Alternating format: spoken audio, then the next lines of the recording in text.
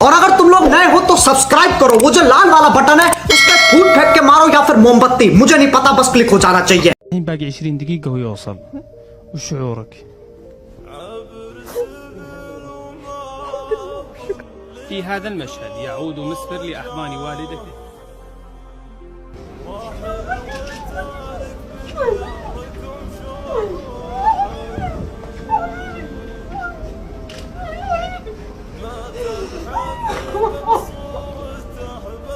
یہ ویڈیو سعودی عرب کے ایک شہر نجران کی ہے، جہاں ایک ماں اپنے اس بیٹے سے لپٹ کر رو رہی ہے جس نے صرف 20 منٹ بعد قتل کے جرم میں اپنی گردن کٹوانی ہے۔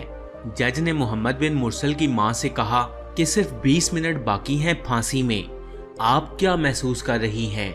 ماں تو ماں ہوتی ہے، آنکھیں پھٹ پڑی، سانس رک گئی اور زبان بند ہو گئی۔ آپ سوچیں کہ اس وقت کیا حالت ہوگی اس شخص کی، اس کے ماں باپ کی اور اس کے معصوم بچے کی۔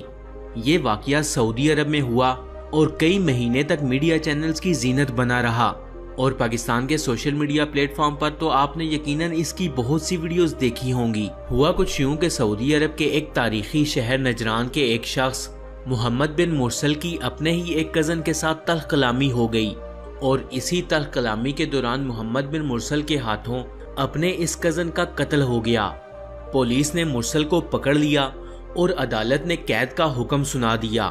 کئی مہینوں تک یہ قید میں رہا اور پھر عدالت نے یہ فیصلہ جاری کیا کہ اس قتل کے قصاص میں محمد بن مرسل کی گردن اڑا دی جائے، یعنی اس شخص کو سزائے موت سنا دی گئی۔ فرض اسلام میں قتل کے بدلے مقتول کے ورثاء کو اختیار ہوتا ہے کہ یا تو دیت لے لیں اور مقتول کو معاف کر دیں، یا پھر فی سبیل اللہ معافی دے دیں، کیونکہ معاف کرنا اللہ کو پسند ہے۔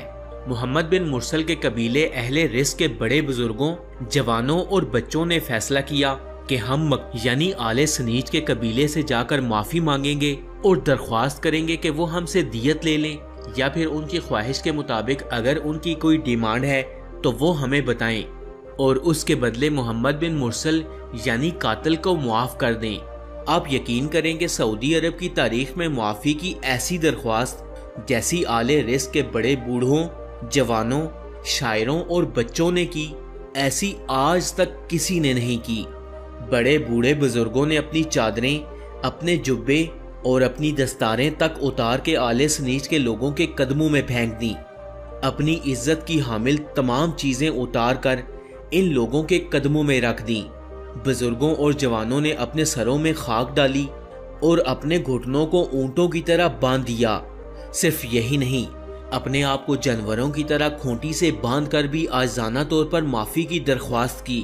شاعروں نے معافی کے قصیدے پڑھے، یہاں تک کہ محمد بن مرسل کے ننھے بچے نے اس قدر معصومانہ انداز میں معافی مانگی کہ عرب کا ہر شخص یہ بولنے پر مجبور ہو گیا کہ محمد بن مرسل کو معاف کر دیا جائے۔